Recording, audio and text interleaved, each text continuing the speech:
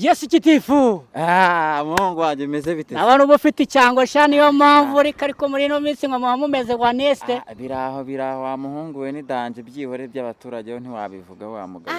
Gitifu abaryoshye bro. Arega bagomba kuryoha nese kuburi gitifu nyine urumva wakoro. Ariko ba mudugudu babaciriritse dore reba kuntu mameze kandi ndi mudugudu. Ariko namwe mwamumeze neza ku tuntu tudushaka.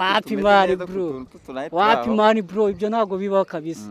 Ariko gitifu we ako mazi misi numva yuko abantu muri no misi b'abaturage ngo abantu ba gitifu basigaye barya ruswa cyo bita ruswa ya indi ya danje. Ese koko nibyo? Ruswa zo mu rutoki se cyangwa zo mu ntoki? Zo mu rutoki niko mba numva. Buriya mu rutoki rega ruswa zibamo ntabwo ruswa zabura mu buhinzi. Ese urumva ntabwo zabura kandi mu buzima busanzwe gusa ntabwo biriya bintu biba byemewe umusore. Biriya bintu bagufashe ni ikibazo. Subwo tujye tuvugisha ukuri nka uri mudugudu umuturage akugejeje ikibazo mu kagari kawe bimeze bite?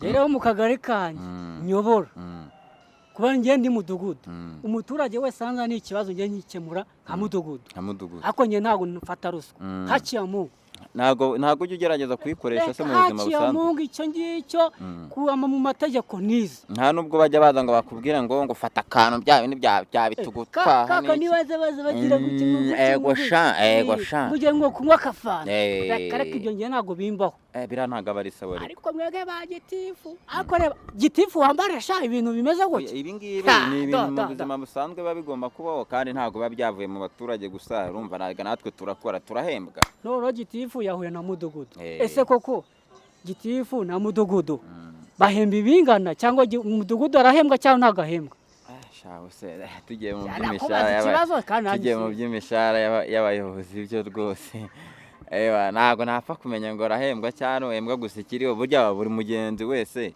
n'akazi arimo amenya ibye nk'ubu sinamenya ibyawe sibyo nawe ukumbaza ngo bimeze gute ku bayobozi bandi rusange oya ntago nabyara nyine ku giti cyawe wowe uyoboye akagari kawe ko mu rutoki wowe ukuntu ukayoboye ubakora mu ntoki se ngemba numva bareba numva nta kibazo gihari mba numva ibintu byose ari umutekano muri make ubuyobora neza mu kagari kawe nabo barabizi nese ubu kuva waza se hari icyangije umutekano wagize ahura ikibazo nta n'umwe ndabona waje kugusaba icyangombwa cyangwa ni ikigaragaza ko ibintu ari amahoro nyine ibintu bimurange hari ikintu utumva ibintu ni umutekano ari fresh kabisa none nk'uko bisanzwe none ubu ngubu sasa mudugudu na gitifu ubu ngubu none tugiye kujya mu buzima busanzwe ese kugira ngo noro twiyumvemo yuko ese mudugudu na gitifu bo bahuye ese bakoresha inama ya nyayo cyangwa ntabwo bakoresha inama ya nyayo ese abaturage barabakunda mu mudugudu wabo abaturage kudukunda bo ni inshingano zabo kandi natwe ni izacu nk'abaturage urumva ntago